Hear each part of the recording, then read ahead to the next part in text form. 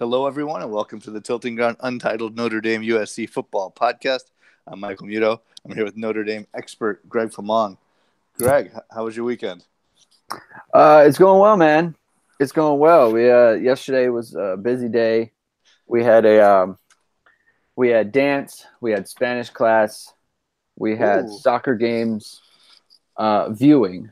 Elaine's not playing yet. And then we had birthday party / game. But full disclosure, I did my wife a solid.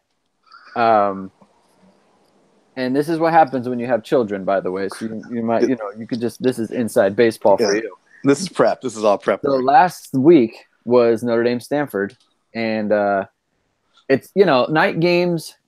Night games by nature are pretty stressful because it's only a night game because it's a big game, right? Right. So the Stanford game, it's like when that's going on, Amy doesn't have a lot of help, right? Because I'm focused on the game. So I decided this week that, and she's like 7 months pregnant, right? And so it's one thing if I'm leaving her with the kids, just kind of I'm around and I'm sort of helpful, but then I'm also I'm really not paying attention. Right. And it's one thing to do that if, it's in normal circumstances, but she's really pregnant. So I figured, okay, I'm going to just record the game, not watch it live, and just be present with the kids. So, we took them outside to play. We went for a walk. We did bedtime, so she didn't have to do a whole bunch. So I was way behind everything. So I wasn't on Twitter. See, I had a hunch, and that's why I didn't text you. That was good. I mean, it was pretty key because it was funny too because I didn't tell anybody this about my little plan because I decided during the day. And when you texted me, did you get to watch live? I was like, how did he know that I wasn't going to do that? I just had a hunch. I had a feeling. It's a good feeling. It was a good one. So yeah, watched it back on delay. Didn't get to celebrate with everyone on Twitter, which always makes me sad, but it's okay. It worked out great. It looks like you're going to have a lot more weekends to celebrate. So it looks like it. So let's get into it. I got to watch the game, actually. That's kind of a lie. I intentionally didn't watch the first half because I was doing things around my house as well. Okay. Feeding babies and changing things like that. Okay. And then we kind of sunk into the couch at halftime, and I believe I turned the game on right as Dexter Williams broke the 97-yard run. And I was like, oh, okay. So this is how it's going to be. And then, the boat race was on. So it's funny. It was an enjoyable half of football. It's funny because the first half was really kind of trending the wrong way. I mean, they started out so well, and I love these the thing that people kind of miss is when Virginia Tech and all these teams they do their Enter Sandman thing, and it's super exciting, right? And it gets a lot of play, and people talk about it, and that's fine. Wait, help me out. What Enter Sandman thing are you talking about? Are you being serious? I'm drawing a blank. Are you joking? Half joking. Oh, okay. Well, no, Virginia Tech, their home games, they play Enter Sandman, and the whole stadium jumps up and down.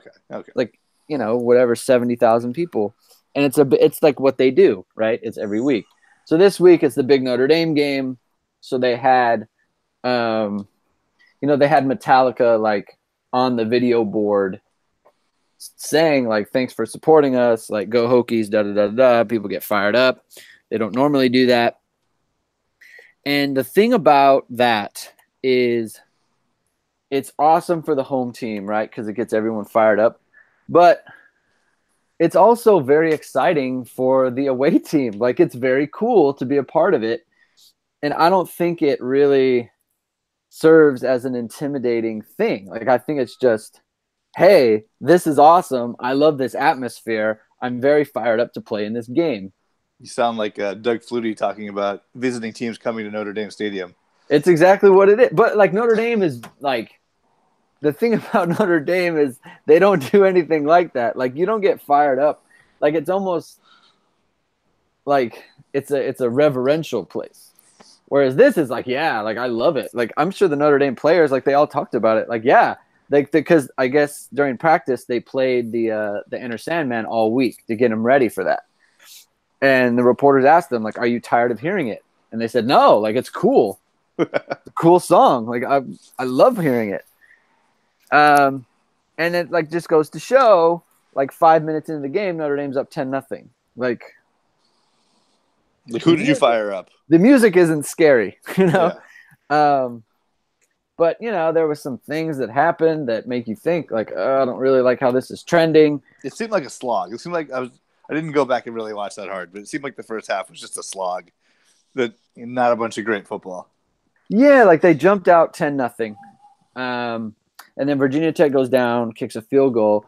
It's 10-3, and then Ian Book had Chris Fink on a stop and go in the middle of the field that he overthrows, and it's like if he just puts it anywhere close to him, he's going to catch it and walk into the end zone. It would have been 17-3, and it's kind of like, all right, they're kind of done. But they forced a punt. They never scored again in the first half. Virginia Tech was moving the ball pretty well. One of the bigger sequences in the game was when they had a long run down to like the 1 yard line.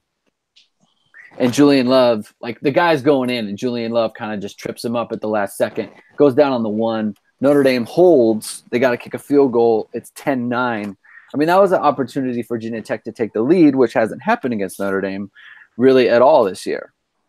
Like they've been behind for like 2 minutes the whole season. That's pretty crazy. So instead of going up 13-10, it's 10-9. On the next Virginia Tech possession, they fumble. Notre Dame returns it for a touchdown. It's just stuff like that. Like it was not, you know, the offense, aside from the first 2 drives, they didn't score again in the first half. And then they came out and scored pretty much every time they touched it. Yeah. So 97-yard runs are very exciting. I feel like Notre Dame's a third quarter team, which is I think Alabama was one last year where, you know, it's all the quarters are tight, and then you get to the third quarter, and that's when they put it on you, or at least the second half team since I don't have the numbers in front of me, but you know they keep it tight, they keep it close to the vest, they do what they're trying to do, and then eventually they just break through in the second half and like try to keep up now, buddy. So that's true. But only Ian Book was the quarterback. Yeah. Exactly. Like, because against in the first 3 games, like that wasn't the case. They started fast, and then that was kind of it. And ever since Ian Book came, it's like they come out in the second half and they just kind of crush people. It's funny how the Brandon Wimbush era feels like. I mean, it feels like a decade ago. Just like I almost can't even remember what it was like. It's just a completely different team. They're no way the way that they were, you know, the first 3 weeks. They can throw, they can run. I mean, and honestly, like it obviously helps having Dexter Williams. Who's looked great. Yeah, the first 2 games he's averaging 9 yards a carry. I mean, you know, it's just nice to have that on your team. What was with his haircut? Well, there's nothing wrong with the haircut. That's true. The dye job. Back. Yeah, the haircut. The styling. What was with the styling of his hair? Look, man, you know, that's kids like to put the green in their hair. That's true. Support the team. He looked like the Jacksonville Jaguars helmet. Like the color on one side. It just didn't look too smooth. Maybe that's how the kids do it. I don't know. Speaking of how the kids do it, it's really funny how on the last touchdown he had when he broke away, Chris Fowler definitely did not like that he was kind of high-stepping into the end zone. Oh, yeah. Because he was about to get fired up, and then he saw him high-stepping, and he just kind of changed his tone real quick. Well, he got hit, though. He did get hit. It wasn't like he was high-stepping for the sake of high-stepping. No, like the guy hit his legs and kind of like changed his gait, so he kind of went with it. Well, he broke away, though. Yes. I mean, he was nowhere close, and then he just started kind of high-stepping. And then Chris Fowler, Dexter Williams breaks a high-stepping into the end zone. Like, he did not like it. Did not. These guys don't have fun, kids. No, football can't be fun. Can't be fun. Football. You're not professionals. You're just students. But that being said, you have to act professional. Yeah, no, there's no place for fun in football. No, especially not for college kids. That's Yeah. not. It's serious. It's a serious game with everything's on the line. That's not how we do things. Yeah, no, exactly. So, no, I could be on. I'm going to be honest, man. I could really get behind these 3 touchdown victories when we don't look very good in the first half against ranked opponents on the road. Yeah. It's pretty impressive. They did a little breakdown during the game of, who the undefeated teams have left on their schedules. Mm-hmm. And then it looks pretty promising for old Notre Dame. For at least the next couple of weeks. Yeah. Got Pitt. The 3 touchdown favorites against Pitt. Navy seems like they may not be very good. Hey, that's in town, by the way. I didn't realize that. They're fairly local. Yeah, San Diego. I'm trying to get to that game. All right. We might take my daughter for the first time, but wow, it's a night game. Plus, we got to do we might have to get a place like an Airbnb. But then it's like you want to make a whole day of it, right? You don't want to just drive up there because we can't take the boy. Too little. He's too young for that. Yeah, he'd be a handful. He'd just be running around. Whereas our daughter, she'll actually sit. She would sit and watch, and I would have to get her a hot dog or something. Well, yeah, but she would sit and watch. But it's just kind of hard logistically. So we'll see. We'll see if I can get out there.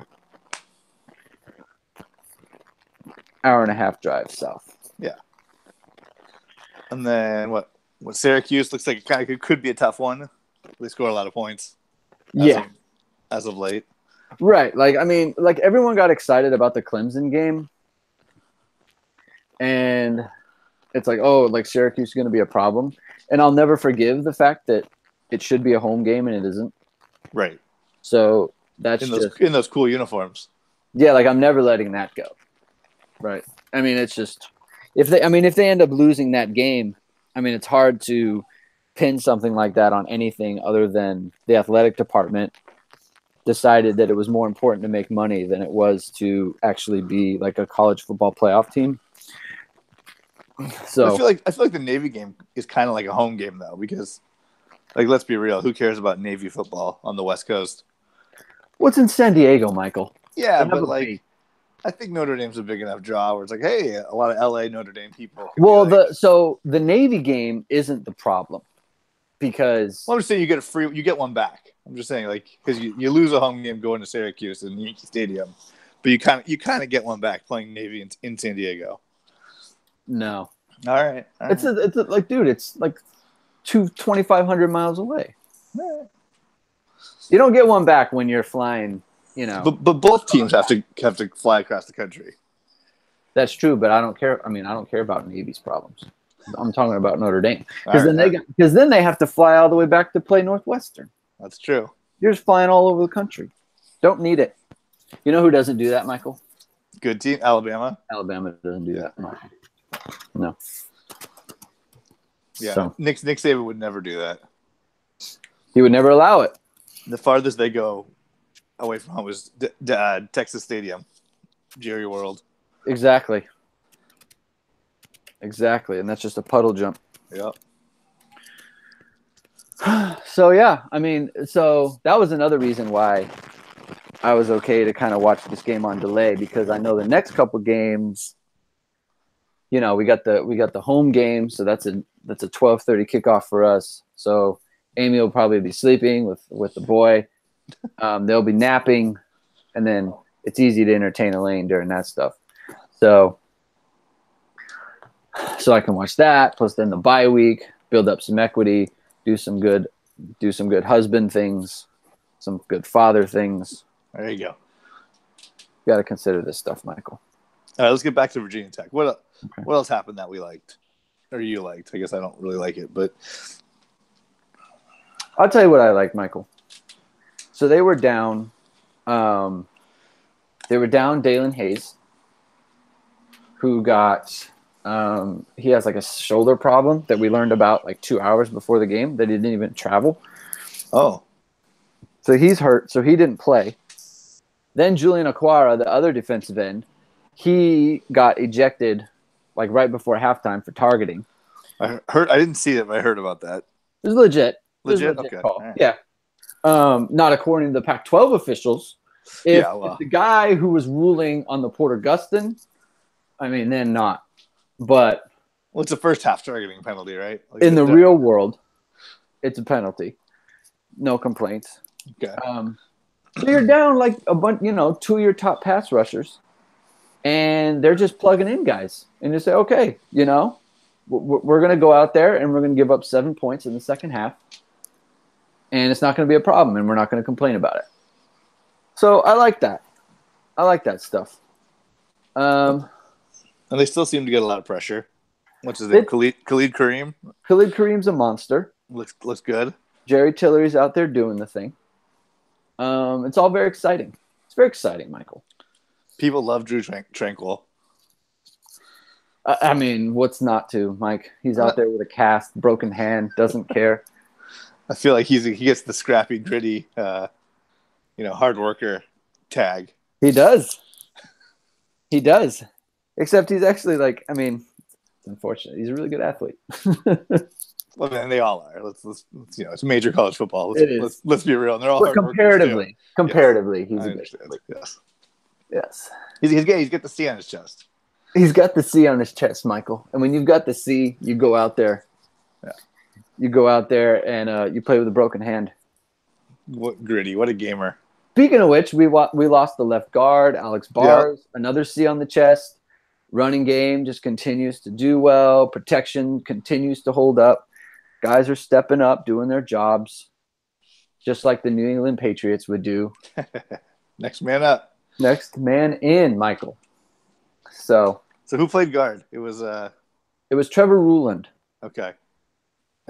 He had played before, right? He filled in last game against Stanford, and then he had played right guard for Tommy Kramer. Okay. In the game previous. So, I mean, obviously not the quality, but he knows what he's doing. Upperclassman. There you go. Yes, sir. Something this is gonna sound dumb, but something I didn't realize how big Miles Boykin was. And I've been watching him for 2 seasons now, and I don't know why, but against Virginia Tech, I was just watching him catch balls. Like, man, this guy's really big. Yeah. Formidable. You know what I like about Miles Boykin? Yeah. Is after his long touchdown where he kind of broke free and they turned him loose. Uh-huh. I like it when he does this thing where he kind of like drops the ball and signals touchdown, like, hey guys, look what I did. Look at this fun thing. I scored a touchdown. Like he's just out there just to have a good time. Just didn't expect it. Yeah. All touchdowns are gravy for him. It's always unexpected. And now he's on pace to catch one passes. Yeah. He might be 1,000-yard receiver this year. And he's like, hey, look, guys, touchdown. So I mean, his touchdown was a little fluky. The broken pass one or the broken play one. I mean, that's how you score. It's not his fault. Right. This is what happens, man. Yeah. Scramble drill. He did it right. He broke to the sideline, or he broke the way the quarterback was running. His defenders did not, and he was wide open. They coach that stuff, Michael. That stuff happens. I don't know. I don't think I've ever seen a USC receiver do that. I mean, that's the problem. That's not something you want to take up with the USC coaching staff. In that case, it's not just innate talent. I'm so confused. It's funny. I thought you just call plays and then hope for the best. That's not how this works. Look, I just want to say that I think Clay Helton does a great job for you guys. Class act. I think I hope he hangs out for as long as he can. There's no point in getting rid of him. They're on a winning streak now. Got to do it. Wonderful. Yep. The defensive backs look good. Got an interception. What's his name? Who's Elliott? Elliott looks great. Dylan Elliott, man. I don't know. I don't know where that came from. I still feel like, I mean, nobody really knows. But I said in the offseason, Jalen Elliott is one of those guys, along with Asmar Bilal, who you got to get distance away from Brian Van Gorder. If you can get away from that guy and get some real coaching, It's going to come, and it has. The team looks really good. The defensive secondary, like they're not giving up the huge plays. People aren't getting behind them. I'm not going to mention the trick play that went for a touchdown that got called back on some shakiness. I did not like that call. I was watching it back. I was like, that is a bougie ass penalty. That if that happened to my team, I'd be pretty upset. Did you see the play I'm talking about? I did not actually. Okay, so they ran a reverse pass. Okay. With a receiver. So they pitched it to the running back and he flipped it to the receiver. And then he threw it, I think, backside to another receiver. I don't think it was a quarterback or anything. And he's wide open and he walks into the end zone. And they called Virginia Tech for illegal man downfield. And what happened was the backside tackle. So, or guard. I think it was a tackle. The left tackle, he's blocking, and this guy is getting ready to throw, and he starts wandering downfield. So when he throws it, he's about 6-7 yards downfield, which is too far. But he's not blocking anyone, and the play is happening 50 yards away from him. I mean, he's literally like just hanging out. He's hanging out, right? Like if you go back and watch it, they show the overhead. By the letter of the law, it's a penalty. But I mean, just let it go. Come on, man. Like he's not the lead blocker on this. Not only is he's not any blocker. He's literally at the point when they call the penalty, he's literally doing nothing. Like there's nothing for him to do. So it's not any part of like deception, or it wasn't like a screen they were setting up that didn't work out. No. No advantage from him being down there. He just kind of wandered too far downfield. And so they called it. And it's just like, come on, you don't need to call that. You just don't. So I felt bad for him because it was a really good play. But then I didn't feel bad because they, once again, just decided that holding on Notre Dame's defensive lineman just wasn't going to be a thing. Well, at least the umpires are consistent, right? Referees are not calling it all season long, so the guys should be used to it. It's actually one of the more interesting subplots of the season, to be honest. Like, I've never seen anything like it. Like, just the refusal to throw a holding call on these defensive linemen who are, like, turned sideways.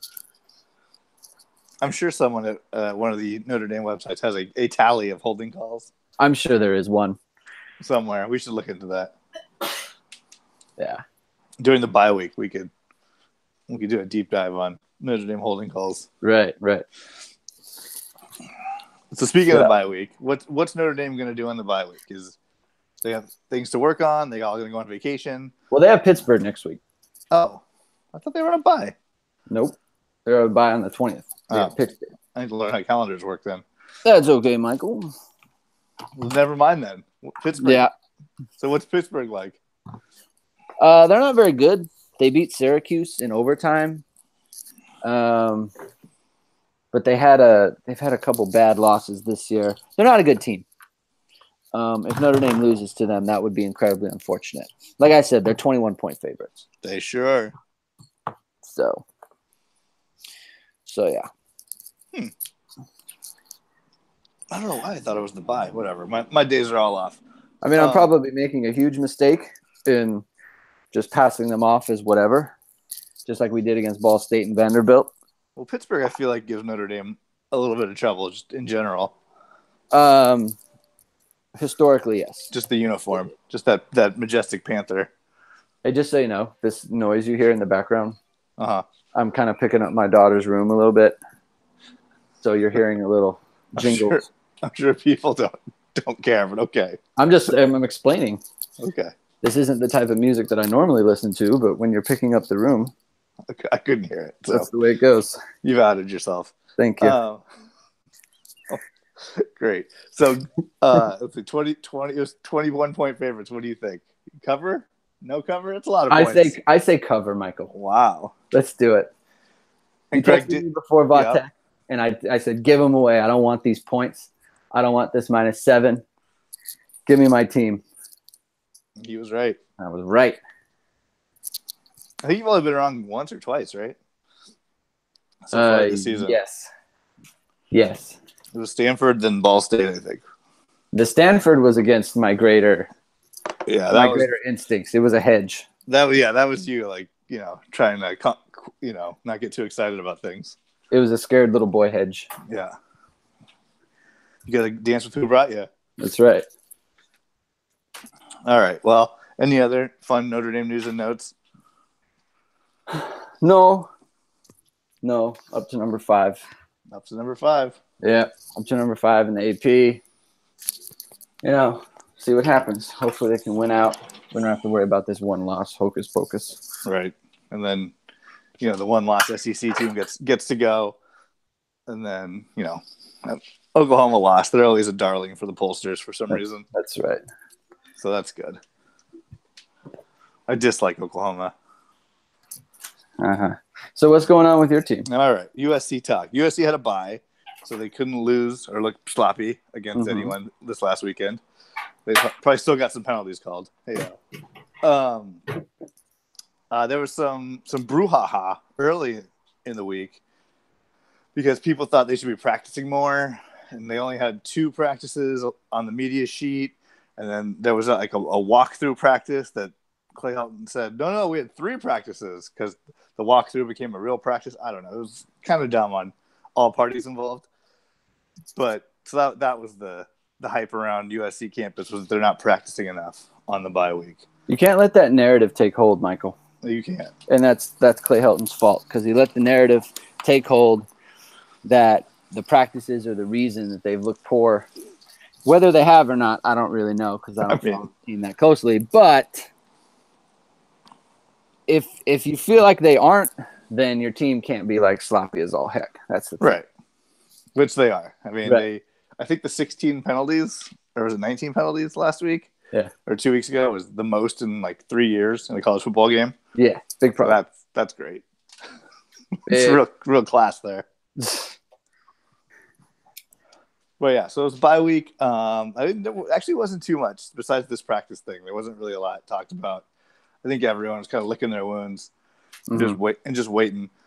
I'll tell anyone who will listen that if you want to go to a USC game and you don't want to battle the crowds, you either need to go this week because then they play Colorado.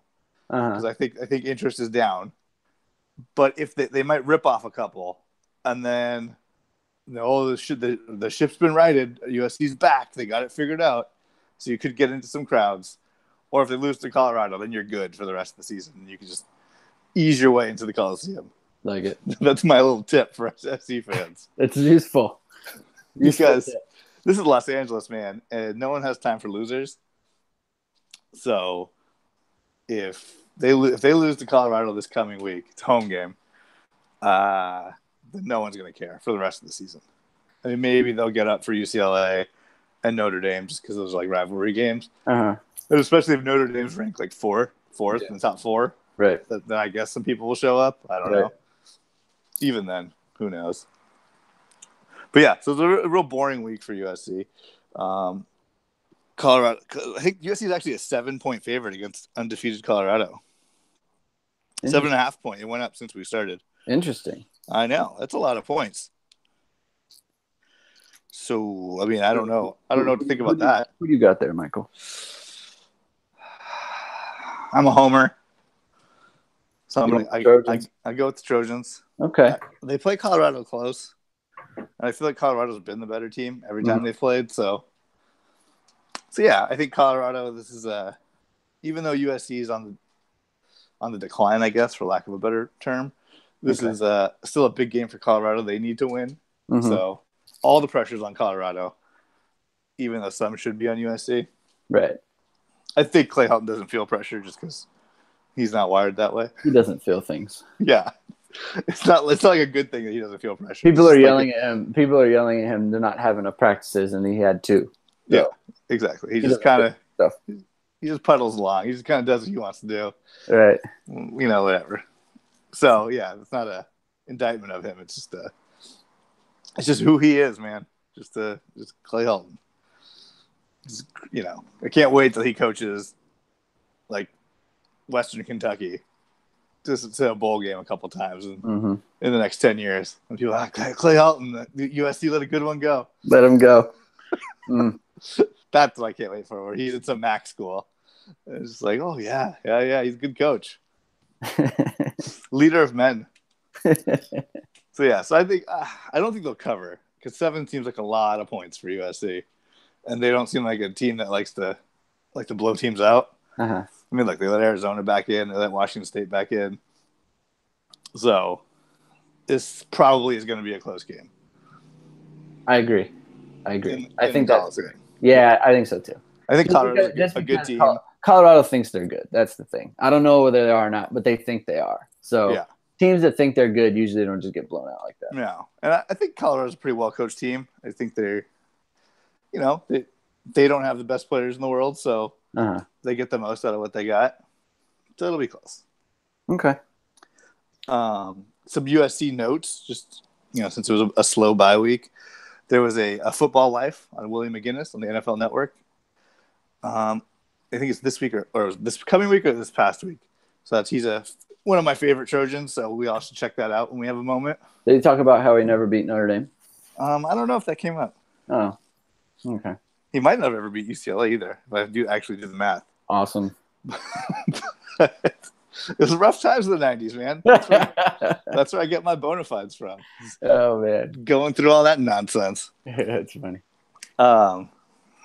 But yes, he also is the guy that introduced Tom Brady to pliability guru Alex Guerrero.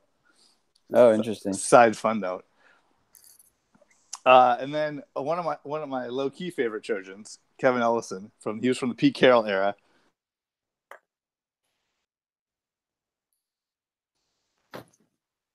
Story, I'm not quite sure on the details, but I always thought he was one of those good players that kind of got lost with all the stars hanging around the defense. He had a cup of tea with the Chargers. I think he had some off-field issues. Okay. I thought he was a smart player. I always thought he was Taylor Mays got all the hype for all the flash for being an athletic specimen, but I always thought Ellison kind of knew what was going on better than Mays. I liked him. They were a good pairing. I didn't like it when he was like you. I associate some of these guys as I don't like that he's playing in this game. It's like for lack of a better way to put it. I kind of wish there was someone else involved. That's how I feel about Marvell Tell. Right, he's always kind of in the right place. He doesn't really make mistakes all that often. Yeah. He's a pretty good tackler. Now, Marvell Tell may be an All-American, which is a little bit of a difference. But I'm just saying, but yeah, you're good players, right? Like there's some flat hype guys who like Porter Gustin. I'm never oh man, Porter Gustin's gonna make a big play here, right? But he gets all the hype, and he's all the people talking about with the flowing long hair and the intangibles and the workouts off the charts. Right. So it's how keep contained once. It'd be great. So yeah. Kevin Ellison. He was one of my faves in the Pete Carroll era. I think that's all I got though. There's not a lot going on, just besides everyone's just waiting to see what happens. Okay. Which is a terrible feeling. It's just where's the season gonna go? What's gonna happen? A feeling that I know all too well, my friend. This Notre Dame the past couple seasons. It's nice to be on the other side of that coin. Tell you that. It's terrible. It's just terrible. All right, let's get going. My wife's good. All right, got it. All right, follow Greg on Twitter, Greg2126. Find Greg at uhnd.com, writing new articles all the time. We're Tilting Ground on Twitter, on the internet. Subscribe to the podcast, and fight on. Go Irish!